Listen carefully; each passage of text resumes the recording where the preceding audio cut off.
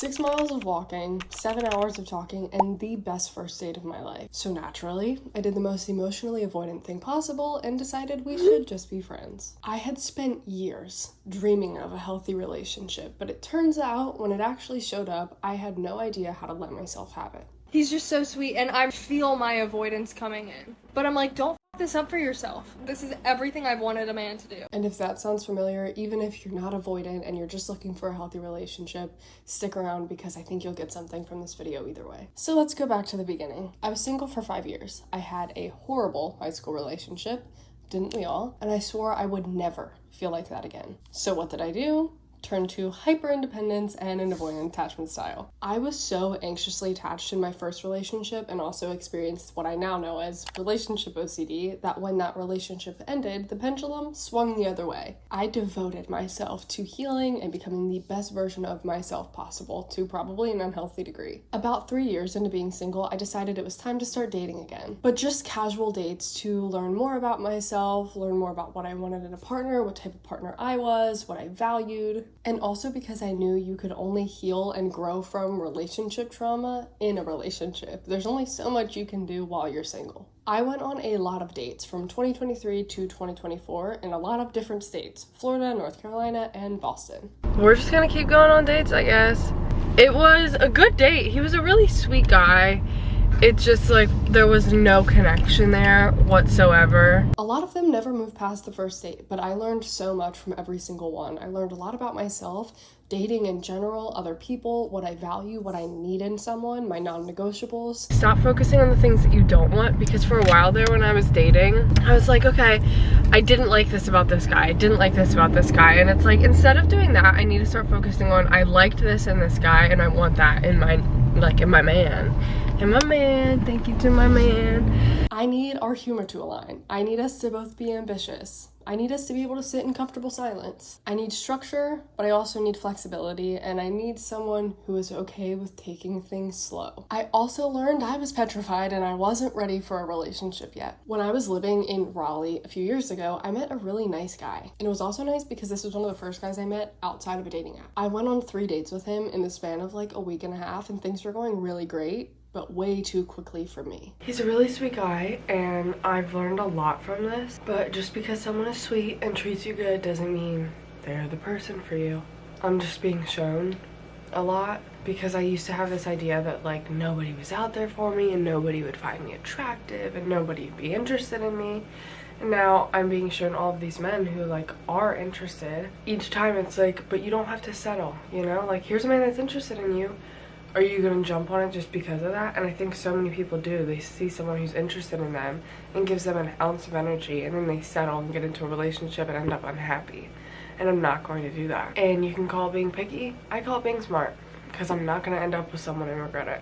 But yeah, this guy really, like, he is showing me that the treatment I want from a man exists, and I deserve it and I can get it. And I'm really grateful for that and for him. I cut it off because it was too much too soon for me and things were progressing at a rate that I was not comfortable with. In hindsight, I could have communicated that, but I also know in hindsight that it wasn't meant to be.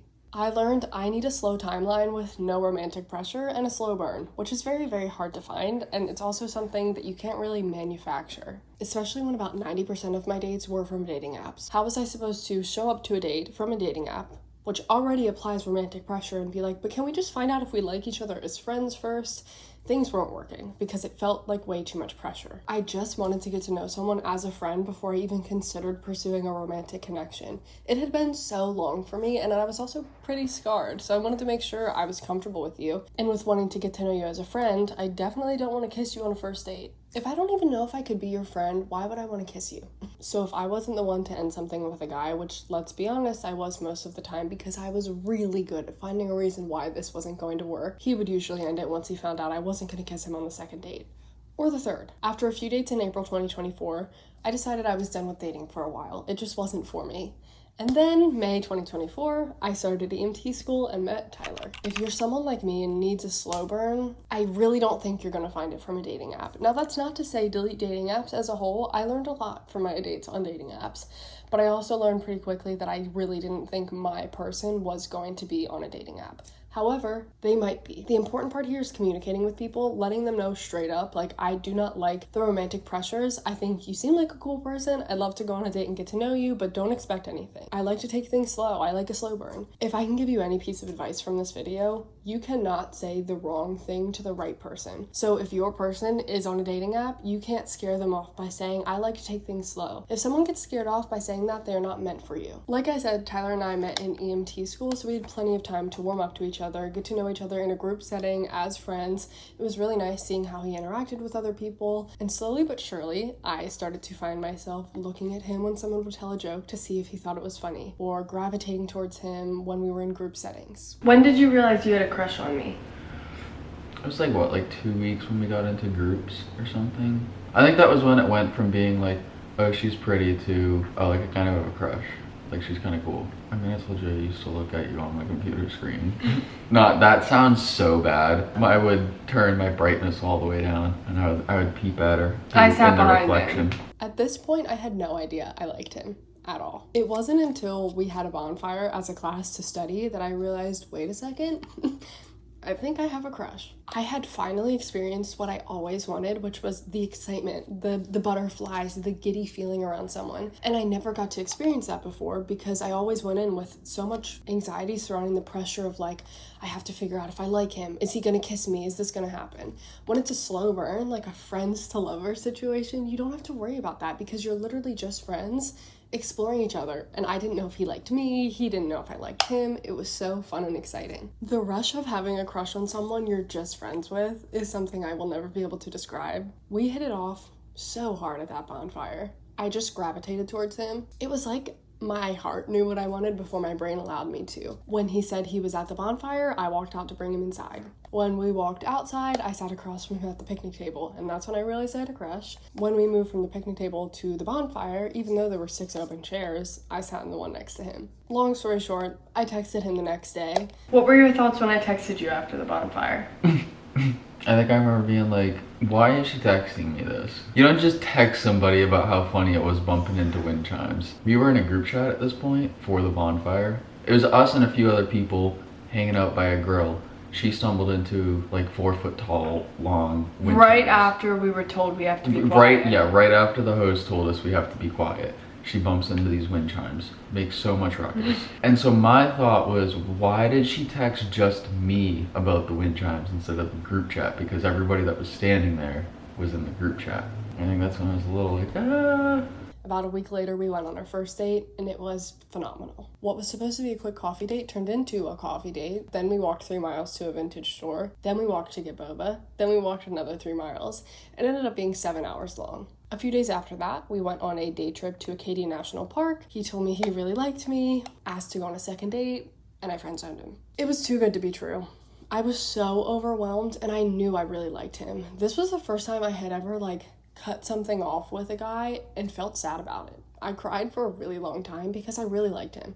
That doesn't make any sense, I know. He was so sweet and so understanding, and despite telling him I just wanted to be friends, I asked him to go get drinks the next day. At the bar, we both had some liquid courage. He told me he really liked me and it would be hard for him to keep his feelings to himself, but he would. To which I confusingly said, same. And for the first time ever, I opened up to a guy, and I told him that I really liked him, but I was really scared. We kept talking for the following weeks as if nothing changed. Still flirting, still hanging out, just with no pressure. Getting to know each other as friends, but knowing we both liked each other, it was so much fun. I'm not saying you should do this. I definitely feel guilty, because I can imagine that was very confusing for him, but I am glad it happened.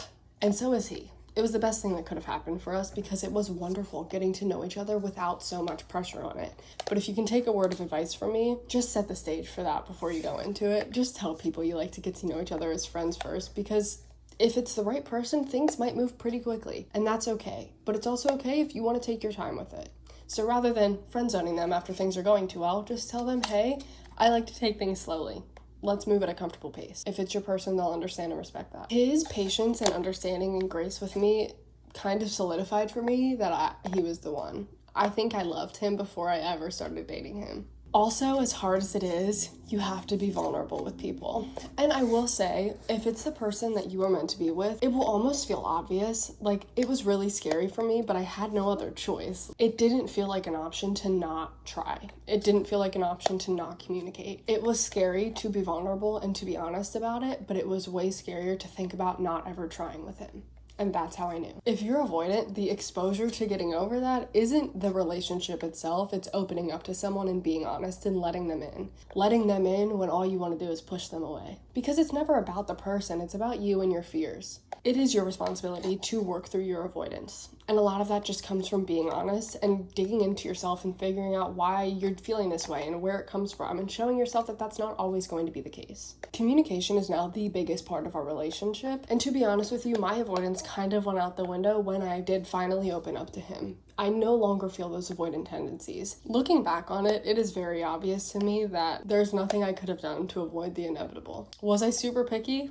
For sure, but it got me where I am now. You are deserving of a healthy relationship, and it is out there. You do not have to settle for people who you straight up don't want to be with, who tick some of your boxes but not others. I really recommend coming up with non-negotiables of what you need in a partner, and you will not settle for any less. Because there are other nice to haves, but no person will tick all of your boxes. You can't have the most insane standards and expectations for people, but also at the same time, I do think you will know. You'll meet someone and it'll just be obvious. Like, this is my person. This is not Build-A-Bear. You cannot build your perfect ideal person. Your person is out there, but every relationship involves compromise. And with that though, you don't have to change yourself for other people.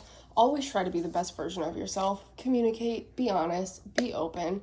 Understand that a part of life is getting hurt. A part of life is heartbreak. You cannot avoid that. But with that, the only way you will ever meet your person is by being your authentic self. You cannot find the person that's meant for you if you're trying to be someone you think they want you to be, because they don't know you then. You have to know yourself and be so comfortable in that. Remove the pressure from dates. It's just getting to know another person. It's not that deep. The worst that could happen, it doesn't work out.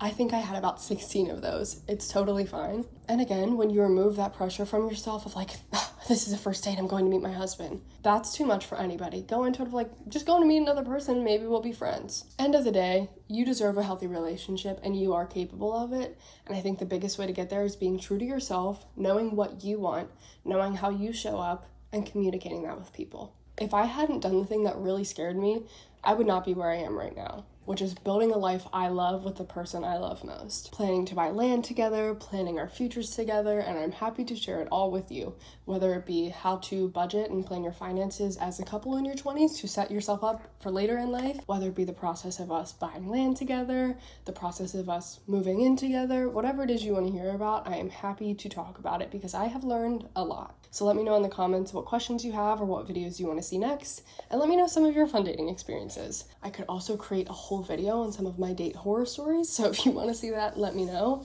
I had a TikTok blow up. I think I got 10 million views because I went on a date with someone who I literally thought was going to end me. So I'm happy to talk about it. Thank you for watching, friends. I'll see you next time.